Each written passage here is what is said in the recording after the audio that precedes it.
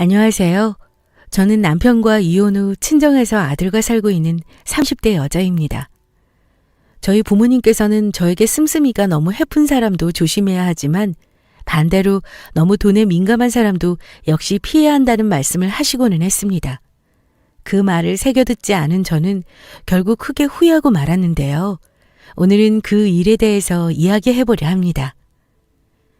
남편과 저는 남편이 전역한 후에 얼마 동안 서로 눈치만 보다가 남편이 저에게 고백을 하여 사귀게 되었고 남들처럼 평범하게 알콩달콩 사랑을 했었는데요. 제가 남편과 연애를 하며 불만을 가진 것이 딱 하나 있었습니다. 그건 바로 남편이 상당한 짠돌이라는 것입니다. 남들은 택시를 타거나 차를 타고 갈 만한 거리도 남편은 웬만하면 자전거나 대중교통을 이용하였고 다른 커플들이 카페에서 아메리카노를 마실 때 저희는 공원 벤치에 앉아서 자판기 커피를 마시곤 했었죠. 그때는 아직 어려서 그랬는지 그런 짠돌이스러운 부분들도 나름 매력적이더라고요. 남편도 그 부분만 제외하면 저에게 정말 잘해주는 남자이기도 했고요. 그렇게 7년간의 연애를 하던 중 저는 남편의 아이를 가지게 되었고 양가 부모님들의 허락을 받아 결혼까지 하게 되었습니다. 시댁과 저희 집안 모두 부족하게 살지는 않기 때문에 두 집안 각각 1억씩 나누며 혼수를 장만했습니다. 그렇게 저희는 부부가 되었고 결혼을 하게 되면 전보다 더욱 행복하기만 할 것이라는 제 생각과는 다르게 결혼 생활이 마냥 행복하지만은 않았습니다. 결혼을 하고 남편의 짠돌이스러운 부분들이 더욱 심해졌거든요. 어느 정도 심해졌냐면 물티슈 한 장만 허투루 써도 집이 뒤집어질 정도였습니다. 한 번은 제가 한번 손을 닦는다고 물티슈를 2장 뽑아서 쓴 적이 있는데 그것을 본 남편이 저에게 취조하듯이 묻더라고요. 당신 지금 물티슈 몇 장 썼어? 응? 2장 썼는데? 왜 그래? 너무도 당당한 제 대답에 남편은 황당하다는 표정을 지으며 저에게 말했습니다. 아니 잠깐, 손 닦는데 누가 물티슈를 2장이나 써? 한 장면 충분하잖아. 물티슈 2장 쓴 게 그렇게 큰일이야? 쓰다 보면 물티슈 2장 쓸 수도 있는 거지. 왜 그렇게 예민하게 굴어? 오히려 제가 항의하듯 말하자 남편은 마치 제가 엄청나게 큰 낭비라도 하듯이 저를 쏘아붙이기 시작했습니다. 손 한 번 씻는데 그만큼 필요하지도 않은데 굳이 낭비를 할 필요는 없잖아. 지금은 물티슈 한 장이지만 그게 나중에 가서는 동전 한 입, 지폐 한 장 이런 식으로 점점 더 낭비가 커지는 거라니까. 아낄 수 있을 때 아끼는 게 좋은 거잖아. 쓸데없는 소비를 줄이자고 얘기한 게 뭐가 문제 있는 말이야? 당신은 왜 그렇게 낭비가 심해? 제가 마치 대역죄인이라도 된 것 마냥 따져대는 남편의 말에 저는 황당하면서 기가 찼지만 더 이상 언쟁을 이어가고 싶지 않았기 때문에 순순히 남편에게 사과를 했습니다. 남편을 사랑해서 결혼을 한 건 맞지만 시간이 지나면 지날수록 점점 더 심해지는 남편의 짠돌이 근성에 점점 지쳐가고 있었고 어느 순간부터는 누군가의 말처럼 사랑이 아닌 정으로 살고 있다는 것이 느껴질 만큼 남편의 잔소리는 도를 넘어갔습니다. 그렇다고 제가 어떻게 할 수 없는 부분이라고 생각해서 최대한 남편의 심기를 건드리지 않도록 노력했습니다. 돈은 꼭 써야 하는 곳에만 썼고 정말 어쩌다 한 번씩 낭비라도 했다 하면 바로 남편에게 잔소리 폭탄을 맞아야 했습니다. 사실 이 부분만 빼면 저희 남편은 가정에 충실한 사람이었기에 마음속에 참을인을 새기며 하루하루 결혼 생활을 이어가고 있었습니다. 그러던 어느 날 커가는 아이들과 좀 더 큰 집에서 지내고자 저희 남편은 이사 계획을 세우게 되었는데요. 그러는 동안 문득 얼마 전에 저희 아버지께서 제 명의로 된 주식에 돈을 넣어두셨다는 것을 떠올렸습니다. 제가 따로 언급한 적이 없었기에 남편은 그 돈의 존재를 모르는 상태였고요. 저는 그 돈에 대해 곧바로 남편에게 알렸고 그 말을 들은 남편은 아쉬워하면서 말했습니다. 그런 건 진작 알려줬어야지. 그래도 장인어른께서 좋은 주식을 넣어주셨네. 일단 그럼 그 주식을 팔지 말고 잘 묻어두었다가 나중에 집 살 때 팔면 되겠다. 그치? 저희 아버지 돈이기는 했지만 엄연히 제 명의로 된 주식을 마치 자기 것이라는 것 마냥 말하는 남편의 말이 좀 어이없긴 했지만 그래도 별말 안 하고 넘어갔습니다. 그로부터 몇 달 뒤 저희 아버지께서는 저에게 갑작스럽게 연락을 하셨습니다. 저는 평소에는 잘 오지 않던 연락에 의아해하며 전화를 받았습니다. 여보세요? 아버지세요? 아버지께서는 웬일인지 좀 가라앉은 목소리로 말씀하셨습니다. 그래, 아빠다. 혹시 지금 많이 바쁘니? 아니요, 별로 바쁘지 않아요. 이 시간에 무슨 일이세요, 아버지? 한동안 망설이시던 아버지께서는 이내 조심스러운 어조로 저에게 말씀하셨습니다. 실은 최근 들어서 아빠 사업이 좀 힘들어져서 아무래도 돈이 좀 필요한 것 같구나. 정말 미안한 말인데 혹시 아버지가 사셨었던 주식들 전부 팔았니? 아버지의 말에 저는 상당히 놀라며 대답했습니다. 아니요, 아버지. 아버지께서 사주셨던 그대로 넣어두고 있어요. 아시잖아요. 제가 주식 같은 건 잘 모르는 거. 따로 건드린 것도 없이 그냥 그대로 두고 있어요. 아버지께서는 한결 가벼워진 목소리로 말씀하셨습니다. 정말 다행이다. 실은 네 이름으로 넣어둔 주식이 대략 1,500만 원 정도 되는데 그게 어느새 올라서 5천만 원 정도까지 올랐더구나. 아빠 회사에 지금 필요한 돈이 얼추 그 정도 되는데 줬다 뺏는 것 같아서 정말 미안하지만 그 주식 좀 팔아서 아빠네 회사 자금으로 좀 써도 되겠니? 아버지의 부탁에 저는 당연히 그러겠다 말씀드렸고 이에 아버지께서는 연신 고맙다며 나중에 꼭 돌려주겠다고 말씀하셨습니다. 그렇게 제 주식을 판 돈으로 아버지 회사는 한숨 돌리게 되었고 시간이 지남에 따라 점차적으로 안정되어 갔습니다. 그러던 어느 날 돌연 남편이 저에게 그 주식에 대해서 물어왔습니다. 당신 저번에 그 주식 잘 갖고 있지? 저는 말할까 말까 고민하다가 결국 남편에게 사실대로 대답했습니다. 실은 얼마 전에 아버지께서 연락이 왔었어. 아버지 회사가 최근 들어서 좀 많이 힘들다고. 그래서 그 주식 좀 팔아서 보태줄 수 있냐고 하시더라고. 어차피 아버지께서 사주셨던 주식이기도 하고 내 명의로 되어 있었으니까 일단 알겠다고 하고 팔아서 드렸어. 나중에 사업이 회복되면 돌려주신대. 제 말을 들은 남편은 길길이 날뛰면서 소리쳤습니다. 아니, 당신 지금 제정신이야? 그게 한두 푼 하는 돈도 아니고 그런 돈을 왜 상의도 없이 혼자서 결정하고 드린 건데. 남 힘들 때마다 다 도와주면 우리 이사는 언제 가? 왜 대체 매번 그렇게 생각이 짧은 거야? 생각지도 못한 남편의 반응에 저는 당황함과 동시에 이런 것마저도 이해 못해주는 남편이 야속해서 저도 모르게 남편을 쏘아붙이듯 말했습니다. 당신 지금 그게 나한테 할 말이야? 아버지 도와드린 게 뭐가 문제인데. 당신은 그럼 어머님 아버님 힘들다고 하시면 안 도와드릴 거야? 어떻게 우리 아버님을 남이라고 할 수가 있어? 진짜 너무한 거 아니야?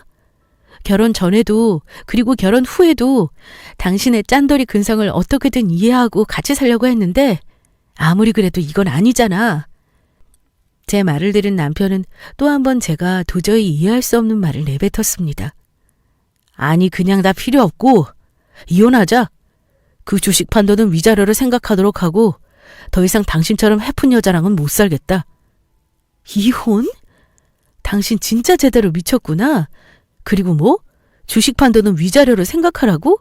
애초에 내 명의였고 우리 아버지가 사주신 주식인데 당신이 뭔데 위자료를 생각하라 말아 하는 거야? 당신 지금 선 넘어도 한참 넘었어. 알아? 제 말에 남편이 대답할 필요도 없다는 듯이 말했습니다. 아, 됐고 그냥 이혼해. 더 이상은 당신이랑 못 살겠으니까 이혼하자고. 이렇게 사는 것도 지긋지긋하다 정말. 저의 말을 듣지도 않고 마치 제가 잘못하기만을 기다렸다는 듯이 남편은 이혼하자는 말만 반복했습니다. 아무리 좋게 대화해보려고 노력했지만 남편은 한결같았습니다. 바로 이혼을 하지는 않았지만 결국 저와 남편은 각방을 쓰게 되었습니다. 비록 같은 집에서 살고는 있었지만 서로 마주쳐도 말 한마디도 없이 스쳐 지나가기 일쑤였고 매일 퇴근하는 대로 일찍 들어오던 남편은 언제부터인가 늦게 들어오는 날이 많아지기 시작하더니 이제는 잘 들어오지도 않더군요.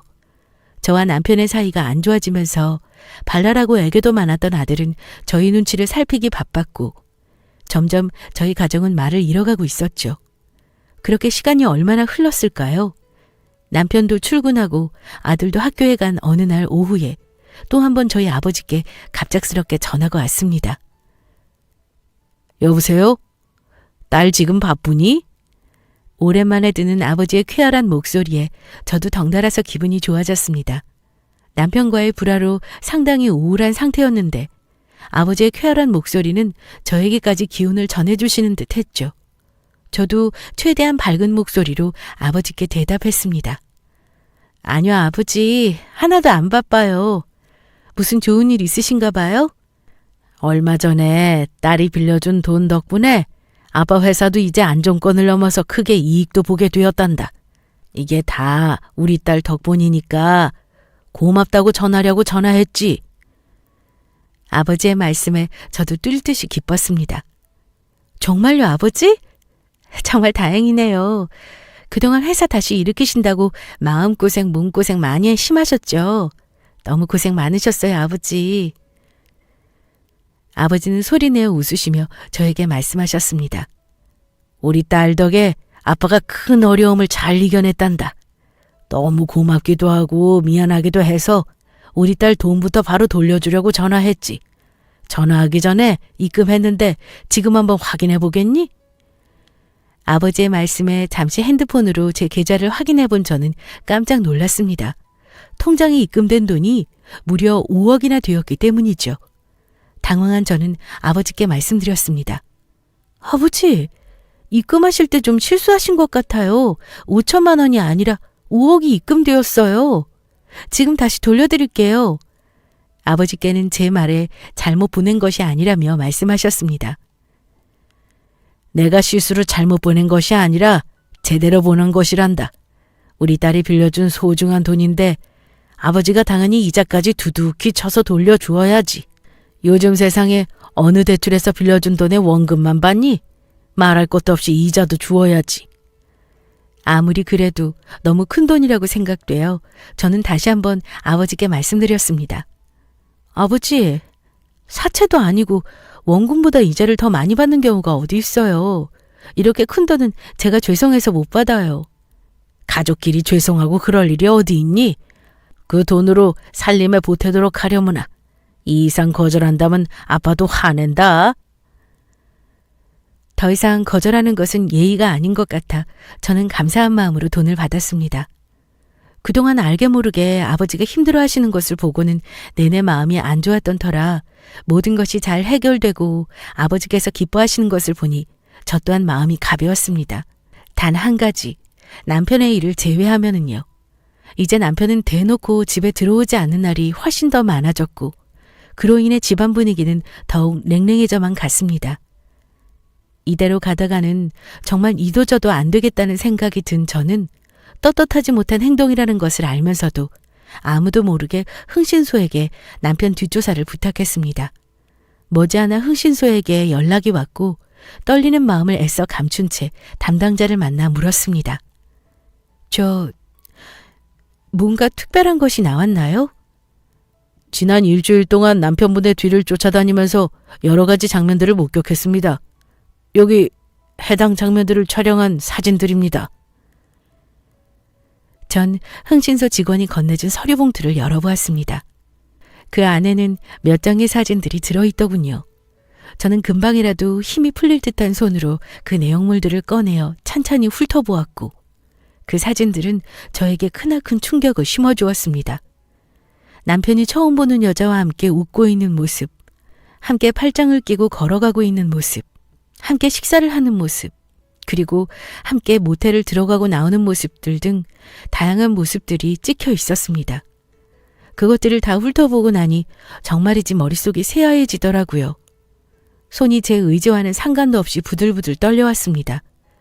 그래도 언젠가는 전과 같이 화목한 가족의 모습으로 돌아갈 수 있을 거라고 믿어왔던 제 마음이 한순간에 꺾이는 것이 느껴졌습니다. 저는 간신히 정신을 부여잡고 비틀거리는 발걸음으로 집으로 돌아왔습니다. 그나마 남아있다고 생각했던 온기마저 한순간에 사라진 듯한 집에서는 싸늘한 냉기만이 느껴지더군요. 저는 그대로 침대로 가서 베개에 얼굴을 묻고 미친 듯이 울부짖었습니다. 막힌 뚝이 무너진 것처럼 쏟아지는 눈물을 닦을 생각조차 못하고 갓 태어난 어린아이처럼 마냥 울기만 했습니다. 남편과 연애한 7년, 10년이 좀 안 되는 결혼 생활 동안 있었던 모든 추억들이 한순간에 쓰레기통에 처박혀버리는 듯한 느낌이 들더라고요. 꽤 오랜 시간을 울기만 하다가 억지로 마음을 추스르고 학교에 다녀온 아들에게 저녁을 차려주었습니다. 그날 역시도 남편은 집에 들어오지 않더군요. 남편에 대한 애정이 중으로 변하는 데는 긴 시간이 필요하지 않았습니다. 흥신소를 통해 소식을 들었던 그 날로부터 일주일 뒤 정말 오랜만에 남편이 집에 일찍 돌아왔습니다. 꼴도 보기 싫은 남편이었지만 아들이 오랜만에 본 아빠를 너무 좋아했기 때문에 저는 억지 웃음을 지어가면서 저녁 식사를 차렸죠. 식사가 끝난 뒤 남편은 아이를 방으로 들여보내더니 저를 따로 불렀습니다. 몇 달 만에 저와 남편은 단둘이 마주보고 앉게 되었습니다. 한참을 머뭇거리던 남편은 저에게 어색한 웃음을 지으며 말했습니다. 여보, 그동안 내가 너무했지? 미안해. 내가 사과할게. 저는 그 말에 코웃음을 치며 대답했습니다. 이제 와서 미안하다고? 왜? 당신 이혼하고 싶어 했잖아. 저의 날선 말에 남편은 제 눈치를 보며 말했습니다. 당신과 거의 남처럼 지내오면서 당신과 나에 대해서 다시 한번 생각을 해보게 되었어. 당신이 전에 얘기했던 것처럼 내가 너무 예민하게 굴었지? 앞으로 여보 말처럼 너무 짠돌이같이 굴지 않을게. 남편의 말에도 전 아무 말 없이 팔짱을 낀 채로 남편을 바라보고 있었습니다. 계속 이런저런 말을 해대던 남편은 제가 남편을 쳐다보고만 있자 곧 말을 멈추고 제 눈치만 살폈습니다. 그렇게 불편한 침묵이 흐르던 도중 남편은 다시 조심스럽게 저에게 이야기를 꺼냈습니다. 실은 어제 장인어른께 연락을 받았어. 당신이 그때 주식 팔아서 들인 돈 덕분에 아버님 회사 운영이 다시 정상궤도로 돌아올 수 있었다고, 너무 고맙다고 하시더라. 아버지께서 5억이나 주셨다면서? 남편의 말을 듣는 순간 이게 목적이었구나 하는 생각이 들었습니다. 몇 달 만에 일찍 집에 오자마자 한다는 이야기가 돈이라. 제가 이 남자를 잘못 봐도 한참을 잘못 봤다는 사실을 알게 되는 순간이었습니다. 남편은 제가 생각에 잠겨 있는 걸 신경 쓰지도 않고 자기 할 이야기만을 계속하고 있었습니다. 그 돈이면 우리 더 좋은 집으로 이사 가는 것도 아무런 문제 없겠다. 그렇지? 이사하고 남은 돈으로 뭐 할까? 슬슬 차도 더 좋은 걸로 바꿀 때가 된 것 같은데. 외제차는 어때? 요즘에 벤츠 신상이 엄청 잘 뽑혔다는데 그쪽으로 한번 알아볼까? 더 이상 듣고 있을 수 없었던 저는 남편의 말을 끊고 대답했습니다. 내가 너한테 외제차를 왜 사주니, 이 미친놈아? 대뜸 제가 욕을 하자 남편은 멍하니 저를 바라봤습니다. 그도 그럴 것이 남편과 결혼하기 전에도 결혼한 후에도 단 한 번의 욕이나 거친 말을 하지 않았거든요. 당황해서 아무 말도 못하고 있는 남편에게 저는 흥신소에서 받은 서류 봉투를 던지며 이야기했습니다. 열어봐. 남편은 의아한 눈으로 서류 봉투를 열어보았고 내용물을 확인한 남편의 눈동자가 극심하게 흔들리는 것을 저는 놓치지 않았습니다. 저는 남편에게 말을 이어갔습니다. 몇 달 동안 집에 제대로 들어오지도 않더니 뒤에서 다른 여자를 만나고 다녔더라? 이래서 그때 기를 쓰고 이혼하자고 난리법석을 떨었니? 어떻게 자식도 있는 사람이 뒤에서 다른 여자를 만나고 다닐 수가 있니? 아, 그렇구나. 이제야 좀 이해가 되네. 이혼하자는 것도 다 인연이랑 새살림 차리려고 그랬던 거구나. 얼마나 오래됐니? 한번 대답해봐, 이 새끼야. 제 추궁에 남편은 허옇게 질린 얼굴로 저에게 변명하려 했지만 저는 남편의 말을 끊고 제 할 말만 했습니다. 입 닥쳐, 이 쓰레기야. 더 이상 너 같은 쓰레기랑 할 말 없으니까 이혼? 이혼해, 이 미친놈아. 다시는 나랑 우리 아들 주변에 얼씬도 하지 마. 그리고 위자료라 그랬지? 너 같은 놈한테 줄 돈 따윈 단 1원도 없어. 너 내가 이혼 소송이랑 다 걸 테니까 그렇게 하라. 당장 이 집에서 꺼져. 분개한 저의 말에 남편은 무릎을 꿇고 제 바지에 매달려 싹싹 빌기 시작했습니다. 여보, 내가 잘못했어. 다시는 안 그렇게. 한 번만 봐주면 안 될까? 앞으로 당신이랑 우리 가정에 충실할게. 우리 싸우기 전을 떠올려봐. 나 우리 가족에게 잘해왔잖아. 다시는 바람 안 필 테니까 한 번만 용서해줘, 여보. 저는 남편을 뿌리치며 자리에서 일어났습니다. 그리고 차가운 눈으로 남편을 노려보면서 이야기했습니다. 아, 그러셔? 그럼 내가 나가줄게. 수호는 내가 데리고 갈 거니까 그렇게 알아. 이혼 서류는 변호사 통해서 보내줄 테니까 법정에서 보자. 뒤에서 저를 애타게 부르는 남편을 무시하며 전 아들의 손을 잡고 집에서 나왔습니다. 그리고 아들과 함께 친정으로 들어가 살게 되었습니다. 늦은 밤에 갑자기 아들의 손을 잡고 온 저를 보고 부모님께서는 깜짝 놀라셨지만 금방이라도 울 것 같은 제 얼굴을 보시고는 선뜻 말을 꺼내지 못하셨습니다. 시간이 늦었기에 아들을 먼저 재운 뒤 부모님께서 저를 따로 부르셨습니다. 여전히 제 눈치를 살피시며 아버지께서는 조심스럽게 물으셨습니다.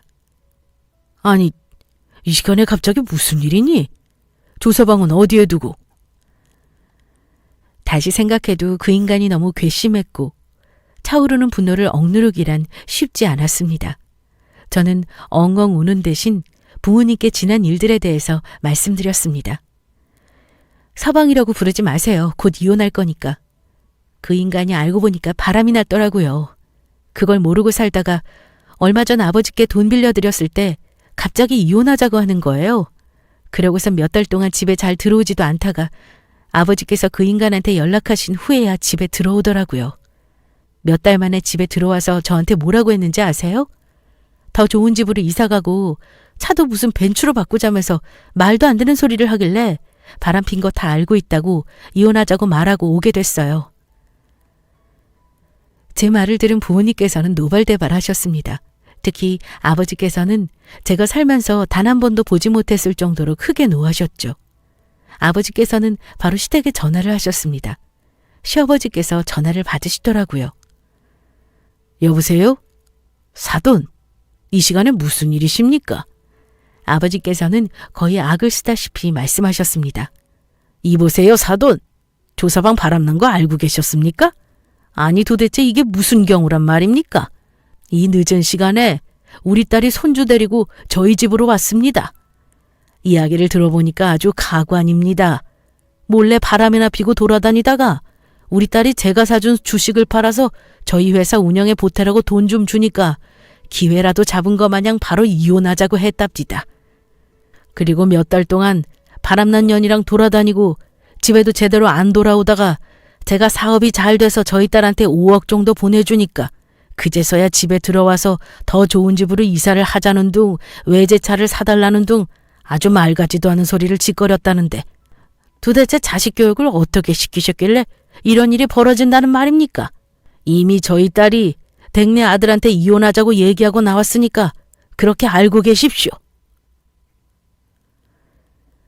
수학이 너머로 매우 당황하신 시아버님이 애타게 아버지를 부르셨지만 아버지께서는 가볍게 무시하고는 전화를 끊으셨습니다. 그리고 저를 안아주시면서 그동안 너무 고생 많았다며 다독여 주셨습니다. 그리 길지 않은 시간이 지났고 저는 남편과 이혼을 하게 되었고 위자료도 두둑히 받았습니다. 물론 양육권은 제가 가져왔고요.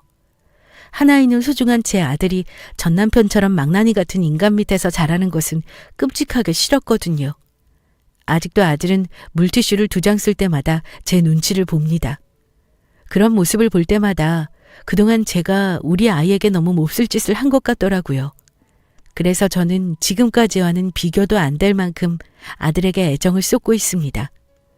한 가지 걱정이었던 것은 아들의 아빠 자리를 너무 오래 비워둔다는 것이었는데 하늘이 도와주신 것인지 마침 너무나도 저를 사랑해주는 새로운 사람을 만나게 되어 곧 아들에게 새아빠를 소개해줄 수 있을 것 같습니다.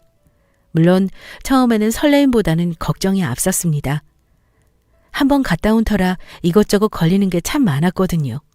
하지만 이런 제 모습에도 진중하게 기다려준 이 사람의 모습에 결국 마음을 주게 되었습니다. 저는 아직도 가끔 전 남편이 생각나면 반항심인 건지 4칸이면 충분히 쓸 휴지를 6칸, 8칸 사용하곤 합니다. 이런 제 행동을 그 아무도 제지하지 않는다는 것이 그렇게 편할 수가 없더라고요. 그 덕에 무조건 짠돌이같이 아끼면서 사는 것보단 쓸 때는 어느 정도 편하게 쓰는 게 좋다는 것을 새삼스럽게 느끼며 즐겁게 살아가고 있습니다. 이 사건을 계기로 저는 좀 더 자유롭게 살고자 하는 목표가 생겼고 그것을 늘 실천하기 위해 노력하고 있습니다. 혹시 여러분 주변에도 심하다 싶을 만큼 인색하고 짠돌이 같은 사람이 있나요? 여러분은 그런 사람들에게 어떻게 행동하시나요? 지금까지 제 사연 들어주셔서 너무 감사합니다.